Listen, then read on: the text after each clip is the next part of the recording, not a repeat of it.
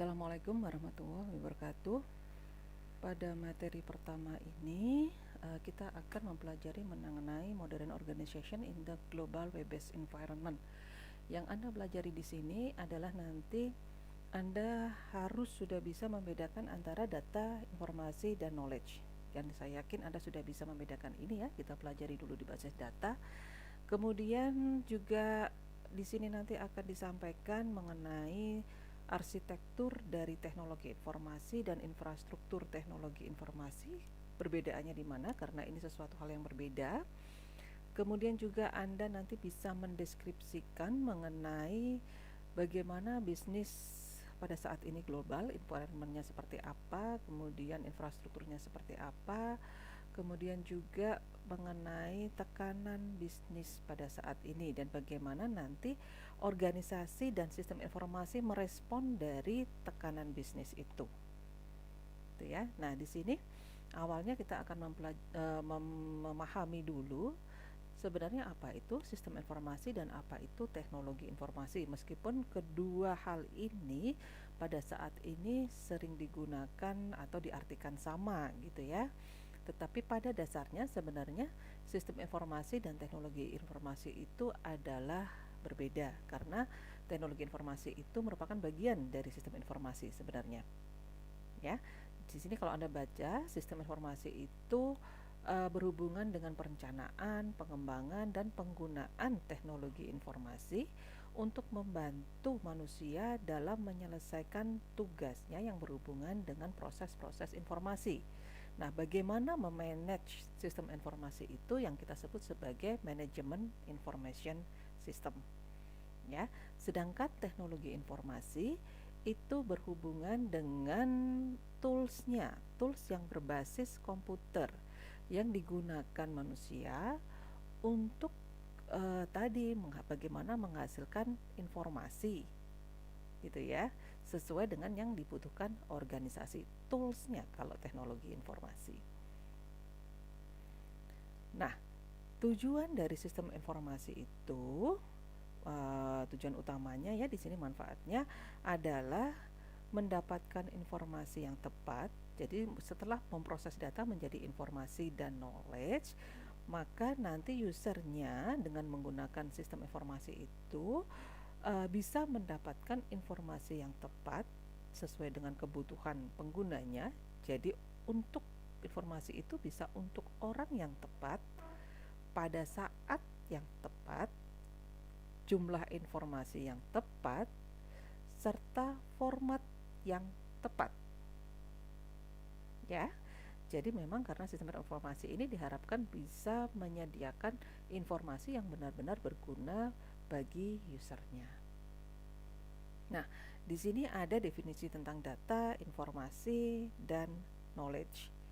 Ya, sekali lagi sistem informasi adalah memproses data menjadi informasi dan knowledge. Jadi tidak hanya sekedar informasi aja, tetapi di situ ada knowledge-nya. Nah, di sini ada beberapa definisi yang saya yakin Anda sudah paham, gitu ya.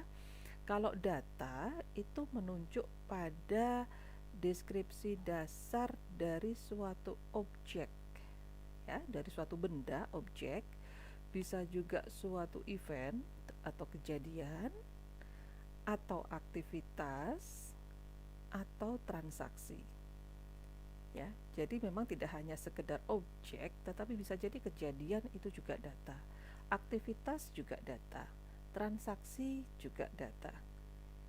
Nah, yang kemudian hal-hal itu direcord, direkam, diklasifikasikan, kemudian disimpan, ya. Tetapi kalau data itu tidak diorganisasikan, tidak dikelola sedemikian rupa untuk menyatakan arti yang spesifik, enggak. Jadi data itu hanya sekedar disimpan, ya. Diorganisasikannya pun sesuai dengan tipe-tipenya. Misalkan data mahasiswa diorganisasikan untuk mahasiswa, tapi tidak menyatakan arti yang spesifik, gitu ya. Tidak ada. Nah, nanti data-data itu diolah menjadi informasi yang nantinya menghasilkan sesuatu yang spesifik yang punya arti, gitu ya. Nah, data ini bisa berupa angka, bisa berupa huruf, bisa berupa gambar, bisa berupa suara, foto gitu ya, video dan lain sebagainya. Oke, contohnya kalau data ini misalkan adalah nama mahasiswa, IP mahasiswa, IPK mahasiswa, gitu ya, itu data. Nah, kalau informasi itu data-data tadi sudah diorganisasikan atau sudah dikelola, diproses sehingga data itu mempunyai arti dan nilai untuk penggunanya. Ya, untuk penggunanya. Contohnya, tadi ada data IP gitu ya. Nah, IP tiap semester kemudian dilakukan perhitungan, dikelola, diproses sehingga menghasilkan suatu IPK. Ya kan? Kemudian dihubungkan dengan data lain, nama, NIM gitu. Jadi nanti akan menghasilkan suatu informasi bahwa si X sampai saat ini dia meraih IPK sekian. Ya, itu informasi. Itu ya. Kemudian yang knowledge. Knowledge di sini bisa terdiri dari data atau informasi atau keduanya yang diorganisasikan dan dikelola, diproses gitu ya, sehingga nanti di situ setelah dikelola, diproses, ada pemahaman, ada pengalaman, ada pembelajaran, ada keahlian ya yang kemudian bisa diaplikasikan atau diterapkan pada suatu masalah. Ya, contohnya nih, perusahaan ketika menerima karyawan gitu ya, data dan informasinya dikumpulkan. Ada data-data pelamar kerja, kemudian informasinya bahwa si X melamar pada tanggal sekian, syaratnya misalkan IP minimal 3, si X ini ternyata IP-nya 3,5 dan banyak lagi yang lain, ada A B C D E F G dan banyak sekali pelamarnya. Nah, kemudian data-data itu dan informasi ya itu dikelola, diproses gitu ya. Kemudian nanti bisa dianalisa gitu. Tidak pada saat itu. Jadi mungkin setahun 2 tahun lagi gitu ya, data-data itu diproses, dilihat, oh ternyata selama ini perusahaan kalau menerima karyawan dengan IPK di atas 3,5 ternyata pekerjaannya lebih bagus. Misalkan seperti itu. Maka nantinya itu kan berarti menjadi suatu pemahaman, menjadi suatu pengalaman, pembelajaran gitu ya, bahwa kalau menerima karyawan ya kita lebih baik menerima karyawan yang IP-nya di atas 3,5 ya, sehingga nanti di situ bisa untuk keuntungan dari suatu organisasi atau perusahaan. Itu knowledge. Gitu ya, bisa dipahami ya. Nah, pada saat ini memang perusahaan itu tidak lepas-lepas dari teknologi informasi maupun sistem informasi ya. Nah, kita kenali dulu apa sih sebenarnya itu arsitektur teknologi informasi. Nah, di sini arsitektur teknologi informasi suatu organisasi itu merupakan pemetaan tingkat tinggi atau high level map ya, atau perencanaan aset informasi pada suatu organisasi. Ya, jadi sekarang organisasi itu harus punya perencanaan tentang aset-aset informasinya. Nah, itu yang kita sebut sebagai arsitektur IT.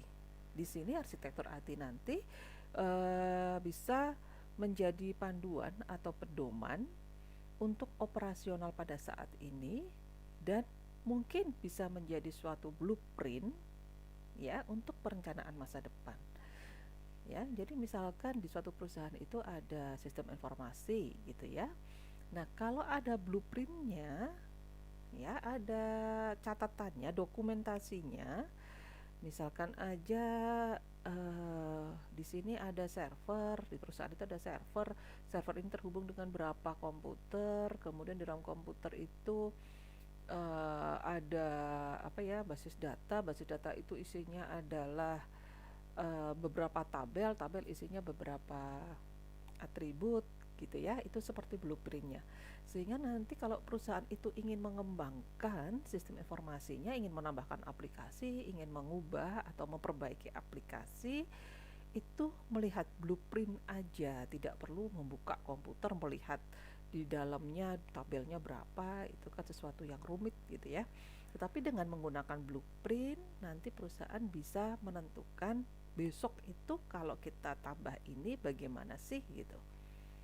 Kira-kira seperti itu ya. Arsitektur IT ini juga mengintegrasikan seluruh kebutuhan bisnis perusahaan terhadap informasi mengenai infrastruktur IT dan aplikasi-aplikasinya. Ya. Nah, arsitektur IT ini kalau pada secara umum ya, mungkin yang lebih Anda pahami itu bisa Anda analogikan dengan arsitektur rumah gitu. Sebenarnya gitu ya. Jadi arsitektur rumah ada blueprintnya. Kalau Anda melihat teman-teman Anda yang arsitektur gitu, biasanya ada kertas warna biru isinya desain rumah gitu ya. Nah, di situ biasanya perencanaan arsitektur rumah akan mendeskripsikan bagaimana rumah itu akan dibangun, luas tanah berapa, di situ nanti ada kamar berapa, kamarnya luasnya berapa gitu ya, termasuk di situ perencanaan listrik, aliran air gitu kan, semuanya harus terintegrasi ya. Arsitektur IT pun demikian ya, jadi menunjukkan semua aspek dari IT pada suatu organisasi sehingga dapat terintegrasi dengan tepat, sehingga nanti sebagai blueprint perencanaan masa depan pun bisa melihat dari situ ya. Kalau Anda ingin mengembangkan rumah gitu ya, kan harus misalkan harus membongkar rumah, kita harus tahu juga aliran listriknya bagaimana nantinya, aliran airnya bagaimana gitu ya. Nah, arsitektur IT pun sama seperti itu, aliran datanya bagaimana, aliran informasinya bagaimana, dan lain sebagainya itu ya. Nah, ada juga infrastruktur dari infrastruktur IT. Jadi, yang dimaksud dengan infrastruktur IT suatu organisasi ini terdiri dari fasilitas fisik. Ada komponen IT, ada IT service, jasa layanan IT, ada personnya, orang-orangnya yang mendukung perusahaan atau organisasi secara keseluruhan. Kalau kita lihat gambarnya seperti ini ya. Kita mulai dari bawah. Di sini platformnya dilihat bahwa di situ IT komponen. Di sini ada komponen-komponennya, IT komponen ya. Ada platformnya, ada hardware, ada software, ada telekomunikasi jaringan gitu ya. Itu merupakan dasar atau pondasi dari sistem informasi organisasi ya. Kemudian di atasnya ada IT personal, orangnya ya. Di sini IT personal menggunakan komponen IT di sini untuk menghasilkan service IT atau layanan IT ya. Layanan IT di sini termasuk bagaimana memanage data, bagaimana memanage security risiko, bagaimana pengembangan sistemnya, seperti itu gitu ya. Nah, ini yang kita sebut dari infrastruktur IT. Ini merupakan dasar pondasi nantinya pondasar atau pondasi dari sistem informasi organisasi gitu ya. Di sini nanti banyak aplikasi, nanti kita akan pelajari. Ada aplikasi biasanya kalau sudah di sini aplikasi terhadap kebutuhan-kebutuhan khusus ya, sesuai dengan bidang-bidang atau departemen-departemennya. Misalkan aplikasi keuangan, aplikasi untuk departemen keuangan itu pasti unik sesuai dengan kebutuhan departemen keuangan. Aplikasi untuk departemen sumber daya manusia juga pasti unik sesuai dengan kebutuhan dari bagian keuangannya gitu ya. Nah, oke, ini secara keseluruhan ya, mungkin kemarin di kelas sudah saya jelaskan sedikit gitu ya. Jadi ini arsitektur teknologi informasi secara keseluruhan di sini sudah lengkap gitu ya. Jadi kalau Anda lihat di sini ada server, ada banyak aplikasi, ada CRM, ada ERP, ada database, ada e-commerce-nya. E-commerce-nya itu ada B2C, business to customer, ada bisnis to bisnis gitu ya, ke customer maupun ke suppliernya melalui jaringan, ada intranetnya, ada LAN-nya begitu ya. Gitu. Nanti masing-masing aplikasi ini akan kita pelajari lebih lanjut. Kalau keseluruhan ini yang biasanya kita sebut sebagai supply chain. Ya, bagaimana aliran data informasi itu mulai dari supplier sampai ke customer. Ya. Nah, biasanya perusahaan-perusahaan pada saat ini itu sistem informasinya pasti menggunakan jaringan internet.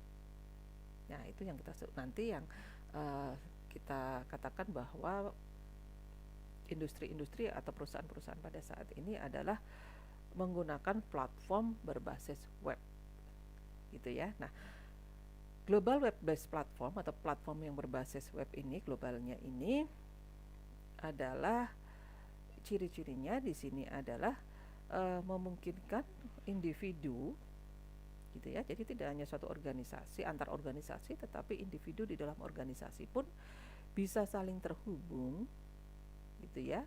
Kemudian platform itu juga bisa compute, menghitung, kemudian bisa berkomunikasi, sistem-sistem aplikasi-aplikasinya bisa berkomunikasi, bisa melakukan perhitungan, bisa terhubung koneksi, bisa berkolaborasi gitu ya.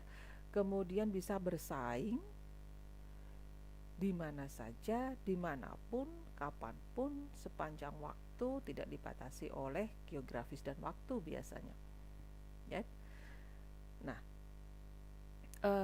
di sini informasi yang dihasilkan pun tidak terbatas, gitu ya. Jadi bisa mengakses jumlah informasi maupun layanan atau entertainment dengan jumlah yang tidak terbatas. Kemudian global web platform di sini juga bisa untuk bertukar pengetahuan. Ya, Anda bisa bertukar pengetahuan, upload gitu kan. Itu nanti bisa teman Anda bisa tahu ada upload sesuatu atau bikin apa ya di sosial media itu ya, status atau apa yang berupa pengetahuan. Jadi sehingga di situ Anda bisa bertukar pengetahuan. Kemudian juga bisa untuk memproduksi dan menjual barang dan jasa. Ya. Ini adalah platform dari yang berbasis web. Itu ya, ini tanpa dibatasi geografis waktu, jarak, atau mungkin bahasa. Sehingga di sini ada globalisasi di situ ya. Jadi globalisasi di sini adalah integrasi dan saling ketergantungan antara aspek ekonomi, sosial, budaya, ekologi kehidupan yang dimungkinkan oleh IT gitu ya. Yang perkembangannya amat sangat pesat gitu. Jadi integrasinya sudah tidak memperhatikan lagi jarak gitu ya. Anda bisa kok sekarang ini berkomunikasi dengan teman Anda yang mungkin ada di benua berbeda, kan nggak masalah juga. Waktunya berbeda pun kita sudah nggak masalah gitu ya. Jadi nanti kalau Anda bekerja, perusahaan Anda di mana, ada rapat gitu, sudah nggak masalah juga gitu ya. Seperti kita online ini sekarang sudah nggak masalah lagi. Anda sudah ada di mana, waktunya kita bisa malam juga nggak masalah gitu kan. Nah, kalau bahasa di sini ya memang kalau Anda nanti ingin membuat suatu sistem informasi aplikasi yang dikenal secara global dunia, ya jangan menggunakan bahasa Indonesia gitu aja ya. Gunakanlah bahasa yang memang dipahami oleh internasional gitu ya. Tapi sebenarnya bahasa juga sekarang translate gitu bisa ya. Jadi di sini sudah nggak ada halangan sebenarnya. Oke, kita lanjutkan. Di sini ada seorang tokoh sistem informasi gitu ya, Thomas Friedman. Pada bukunya The World is Flat, dia membagi era globalisasi menjadi 3 tahap. Ya, The World is Flat di sini itu bukan dunia, itu bukan bulat datar gitu kan, bukan ya, tetapi di sini dia mengatakan the world is flat dalam arti bahwa persaingan global pada saat ini itu sedang diratakan. Diratakan di sini bahwa itu tadi kita sudah tidak mengenal lagi adanya geografi, sosial budaya gitu ya. Itu semuanya bisa gitu. Dari masyarakat pun sekarang sudah diratakan gitu. Nanti Anda akan tahu bahwa sekarang ini pekerjaan terutama di bidang IT ya, karena kita orang IT gitu, sudah tidak terbatas hanya pada pakar-pakar IT saja, nggak gitu. Anda mengoperasikan komputer gitu kan sekarang, hampir semua orang bisa gitu, kaum minoritas pun bisa, kaum difabel pun bisa gitu. Nah, itu yang dimaksud the world is flat. Jadi bahwa dunia itu sekarang persaingan global itu sedang diratakan, semuanya bisa bersaing ya. Ada 3 tahap di dunia ini untuk globalisasi. Yang pertama adalah tahun segitu ya, 92, 1492 sampai 1800-an. Di situ globalisasinya adalah mulai dikenal tenaga kuda. Kalau dulu orang berjalan, kemudian ada kuda sehingga bisa moving, pindah. Nah, itu era globalisasi yang pertama ya. Kemudian era globalisasi kedua antara 1800 sampai 2000 itu intinya adalah pada perusahaan multinational company. Jadi sekarang multinasional itu berarti antar negara itu sudah dimungkinkan gitu ya pada saat itu, dengan adanya perkembangan transportasi, mesin, kemudian itu yang pertama itu intinya adalah di transportasi. Globalisasi kedua yang paruh kedua itu dengan adanya telekomunikasi. Mungkin Anda belum lahir ini ya. Jadi telekomunikasi pada saat itu yang dulunya telepon seperti apa, kemudian ada telepon rumah, itu sudah wah banget. Ternyata pada akhir 2000-an itu kita sudah mulai mengenal internet, ada handphone dan lain sebagainya. Ya, sehingga orang berkomunikasi itu lebih mudah lagi. Ya, apalagi menggunakan internet, kemudian mulai dikenal sosial media gitu ya. Facebook itu kan akhir tahun 2000-an kayaknya ya. Nah, itu mulai belum ada Facebook pada waktu 2000-an itu kayaknya. Belum. Tetapi internet sudah ada. Ya. Nah, kemudian ya tahun 2000 sampai sekarang ini Anda sendiri mungkin sudah merasakan, sudah memahami bagaimana globalisasi saat ini gitu ya, amat sangat pesat sekali kemajuannya ya. Tetapi nah, di bukunya Thomas Friedman ini mengatakan bahwa pada era globalisasi yang ketiga tahun 2000 sampai sekarang itu globalisasi dipicu oleh 10 kekuatan yang disebut sebagai flatteners gitu ya. Ada 10 flatteners yang dikemukakan oleh Friedman. Di sini adalah 10 hal yang memicu adanya globalisasi pada tahap 3. Yang pertama adalah runtuhnya tembok Berlin. Ya, mungkin Anda ini sejarah. Jadi kalau dulu Jerman Barat dan Jerman Timur itu terpisah oleh tembok Berlin itu, kemudian dia runtuh. Di sini dulu negara Amerika itu ada pesaingnya, yaitu Uni Soviet. Nah, dengan runtuhnya tembok Berlin ini, Uni Soviet juga kolaps, runtuh gitu ya. Kemudian menjadi negara-negara kecil, masyarakatnya bisa kemana-mana lah, pokoknya seperti itu ya. Itu globalisasi pemicunya, yang tahap 3. Kemudian adanya Netscape. Netscape di sini brosur pertama yang user friendly gitu ya. Itu baru dikenalkan tahun 95. Ya, otomatis dengan adanya browser Anda sekarang juga sudah mengalami gitu ya, browser-browser itu memungkinkan kita bisa kemana-mana gitu secara online ya. Kalau tidak ada browser ya memang susah ya. Kemudian perkembangan dari software yang sangat pesat ini juga mungkin Anda alami gitu ya. Mungkin dulu pertama Anda kuliah Anda menggunakan Microsoft itu versi berapa, atau sistem operasi yang apa, sekarang udah seperti apa gitu ya. Itu memang perkembangan software yang sangat pesat sehingga memungkinkan aplikasi-aplikasi komputer itu untuk bisa beroperasi atau berkomunikasi dan bekerja dengan aplikasi atau komputer yang lain tanpa intervensi manusia ya. Jadi bisa kerja sendiri gitu kan. Nah, itu perkembangan dari software sampai saat ini seperti itu. Kemudian ada uploading. Nah, ini mungkin juga hobi Anda gitu ya, upload status dan lain sebagainya di sosial media gitu. Nah, ini sembarang orang bisa membuat dan mengupload konten ke web atau ke sosial media. Ya, ini memicu globalisasi. Ya. Kemudian selanjutnya adalah outsourcing. Outsourcing ini dapat menekan biaya, gitu ya. Dengan adanya outsourcing ini sebenarnya bisa menekan biaya dan pekerjaannya lebih berfokus pada inti dari kerja perusahaan itu. Ya, jadi dia di sini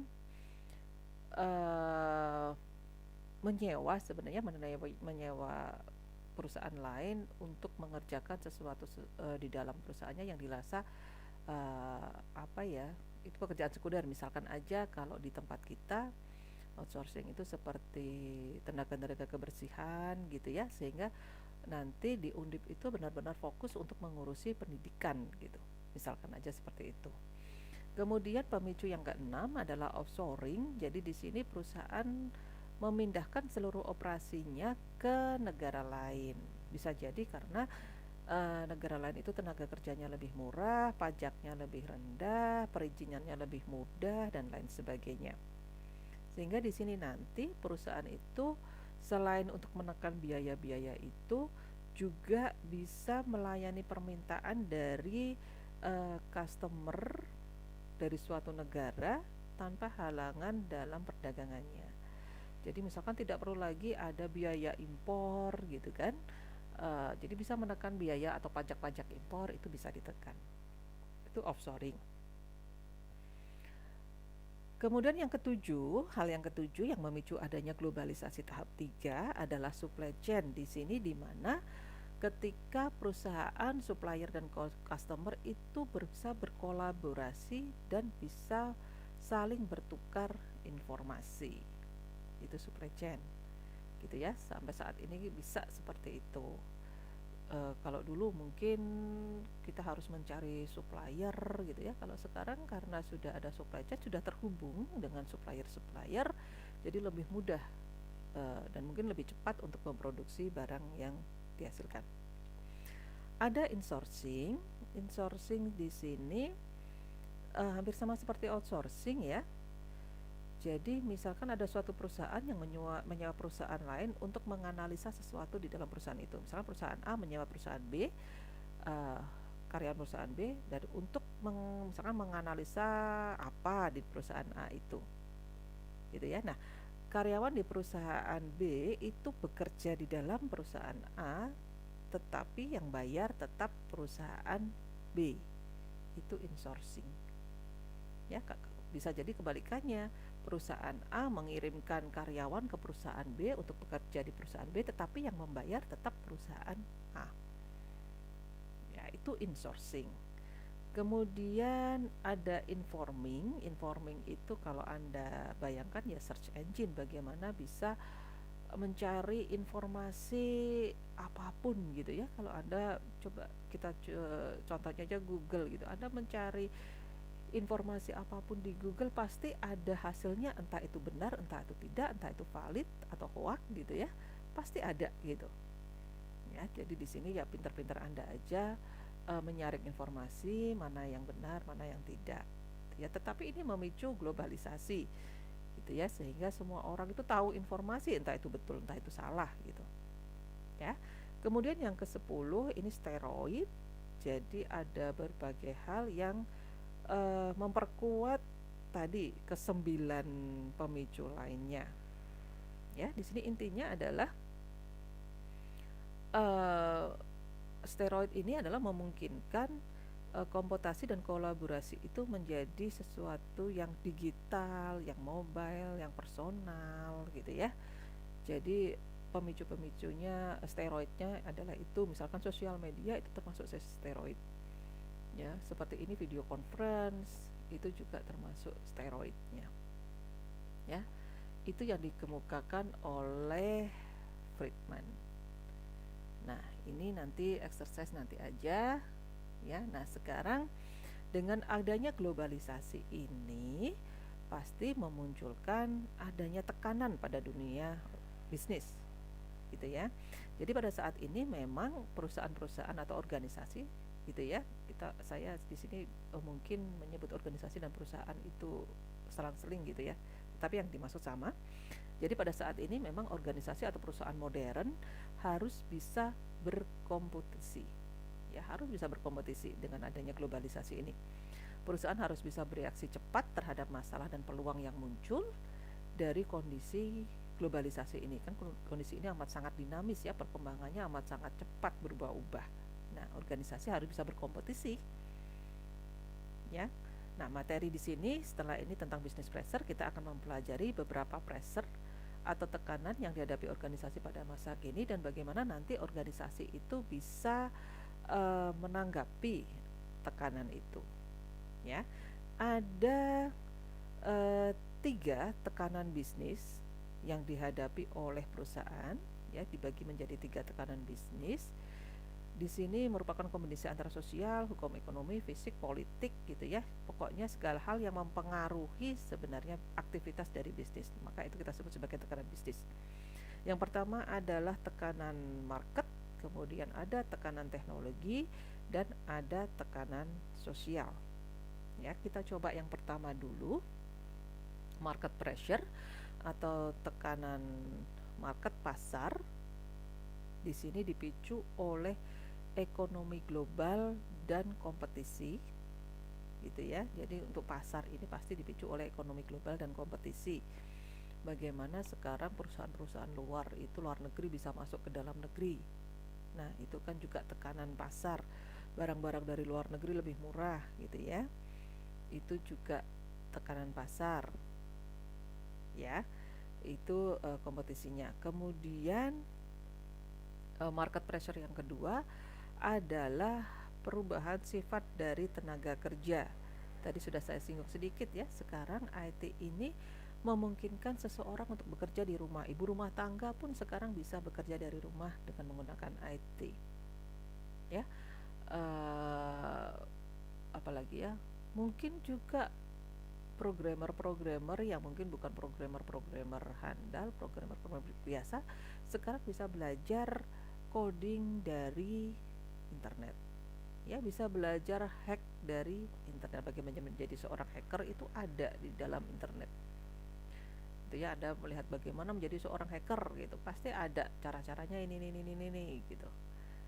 Itu ya, jadi sekarang semua orang, kaum minoritas, kaum difabel, disabilities yang mempunyai kekurangan, ketidaksempurnaan ya di bagian fisiknya itu sekarang bisa bekerja gitu ya. Nah, itu market pressure. Kemudian juga adanya powerful customer ya. Jadi customer sekarang ini nomor 1 lah gitu ya. Jadi kepuasan customer, keinginan customer itu sekarang meningkat gitu ya, seiring dengan customer itu bisa memilih, bisa mengetahui barang-barang yang atau produk-produk dan jasa yang berkualitas yang mana, yang harganya lebih murah yang mana gitu kan, yang kira-kira lebih berguna itu yang seperti apa. Itu customer dapat menggunakan internet untuk mencari detail-detail informasi tentang produk dan jasa yang dibutuhkan ya, membandingkan harga dan lain sebagainya.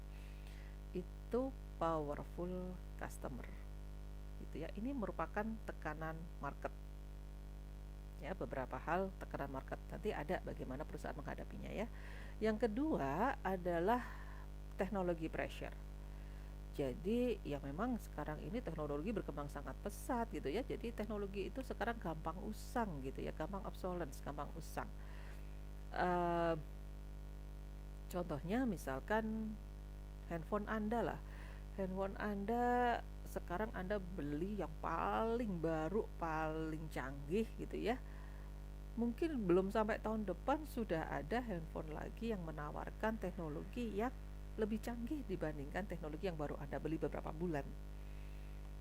Nah, itu inovasinya memang berkembang amat cepat sehingga teknologi sekarang cepat banget usang gitu ya. Apalagi yang tidak cuma handphone ya, komputer, TV juga seperti itu. Sekarang ada TV mulai dari dulu ada LCD, ada LED, entah sekarang apa lagi gitu ya. TV yang berbeda menampilkan gambarnya yang pikselnya lebih kecil aja itu sudah harganya berbeda gitu. Ada TV yang sekarang melengkung gitu kan. Nah, itu inovasi teknologi yang berkembangnya amat sangat pesat. Ya, itu teknologi pressure. Juga mungkin informasi overload.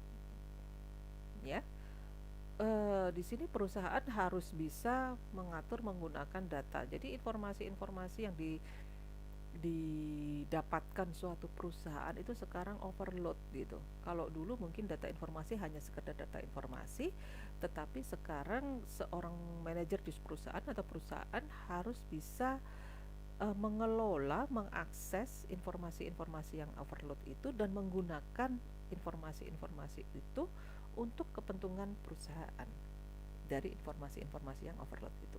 Jadi jangan hanya sekedar informasi overload, ya sudah gitu aja, nggak diapa-apain, nggak, tapi bagaimana bisa dimanfaatkan. Ya, itu teknologi pressure. Kemudian ada social politik legal pressure. Ya, ini misalkan aja di situ digital divide di sini adalah gap antara masyarakat yang dapat mengakses informasi dan yang tidak. Ya, itu masalah sosial. Ya, kalau ya nggak usah jauh-jauh lah ya, di tempat kita kan juga seperti itu ya. Ada yang gampang connect ke internet, ada yang tidak, ada yang mampu membeli pulsa, ada yang tidak, dan lain sebagainya. Ya, itu tekanan sosial. Politik biasanya berhubungan dengan kebijakan pemerintah, ya, kepatuhan terhadap peraturan pemerintah, diregulasi. Ini juga mengenai kesehatan, bagaimana keamanan, terus lingkungan dan lain sebagainya. Kemudian juga ada bagaimana nanti teroris. Sekarang sekarang juga itu ya, serangan teroris tidak hanya secara nyata tetapi di IT juga ada. Bagaimana protectionnya, itu termasuk tekanan untuk suatu perusahaan. Dan ada masalah-masalah etika ya. Etika sebenarnya adalah standar benar atau salah. Etika itu mungkin berbeda ya. Di suatu daerah ada suatu etika yang menyatakan sesuatu hal itu benar, mungkin daerah lain menyatakan itu salah gitu ya. Itu masalah-masalah etika. Tetapi jika tidak ditangani dengan benar, maka akan mengganggu perusahaan, mungkin merusak image perusahaan, merusak image organisasi, merusak moral individu di suatu perusahaan itu, sehingga perusahaan itu nantinya terhambat kemajuannya ya, terhambat kerjanya, bisa jadi seperti itu ya. Nah, kemudian bagaimana sih respon organisasi terhadap pressure tadi ya. Nah, di sini perusahaan responnya adalah dengan mengimplementasikan teknologi informasi dengan untuk menghadapi pressure tadi. Ada 3 pressure yang bermacam-macam tadi. Ada 4 hal yang bisa diimplementasikan oleh organisasi dengan menggunakan IT. Yang pertama adalah strategic system. Ya, di sini adalah adanya strategi dari masing-masing suatu perusahaan atau organisasi.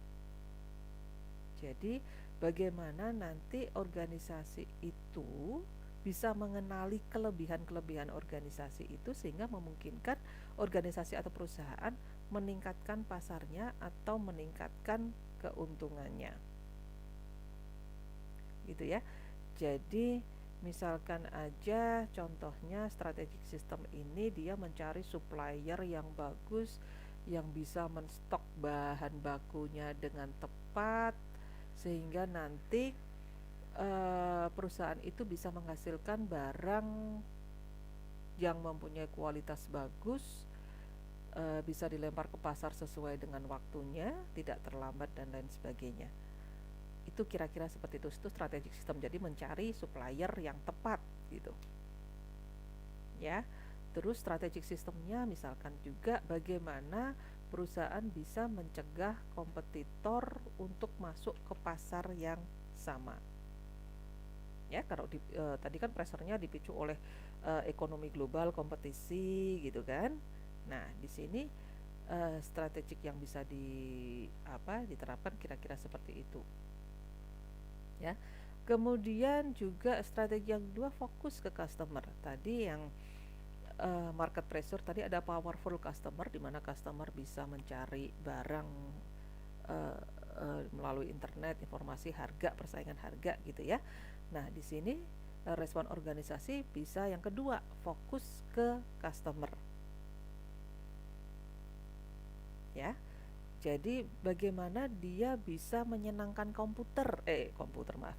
Bagaimana dia bisa menyenangkan customer gitu ya. Misalkan aja customer membeli barang online melalui toko online yang Anda buat. Di perusahaan Anda ada toko online gitu ya. Kemudian customer membeli barang di situ, dia harus login.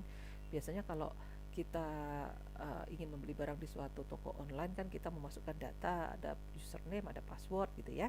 Nah, ketika login mungkin nanti ada selamat datang, namanya siapa. Nah, itu termasuk cara untuk membuat customer senang.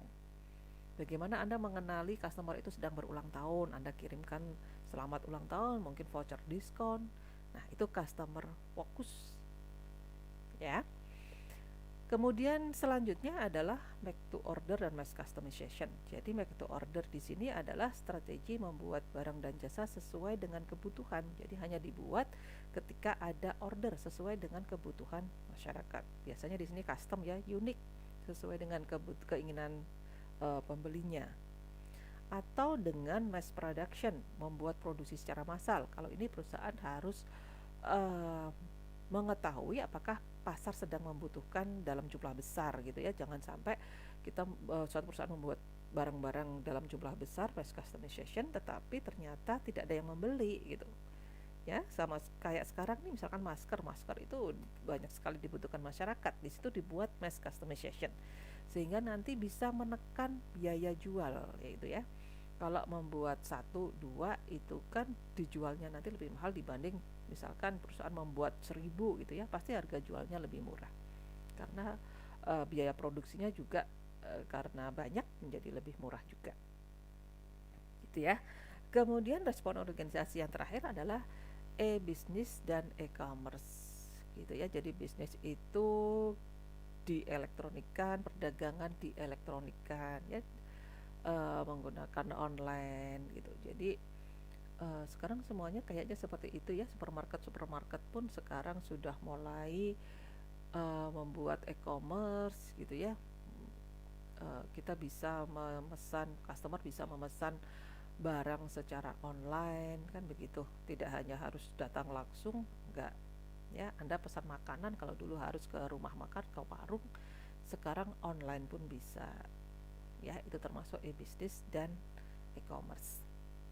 Nah, kira-kira itu materi pertama kita ya. Ini penggambaran aja secara keseluruhan. Kalau Anda lihat ini, IT merupakan inti dari kegiatan-kegiatan perusahaan pada saat ini. Kalau globalisasi ya ini ya, kita menggunakan internet seperti inilah ya. Ini bearingnya ada sosial, politik, legal, ada ekonomi, ada teknologi tadi ya.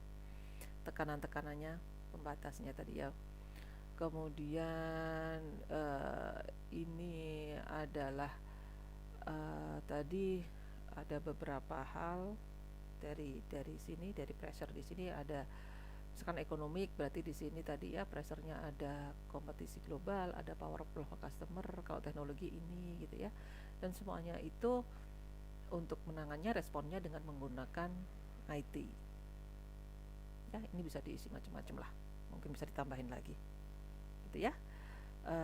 Itu untuk materi yang pertama dari mata kuliah Sistem Informasi. Semoga Anda bisa memahaminya.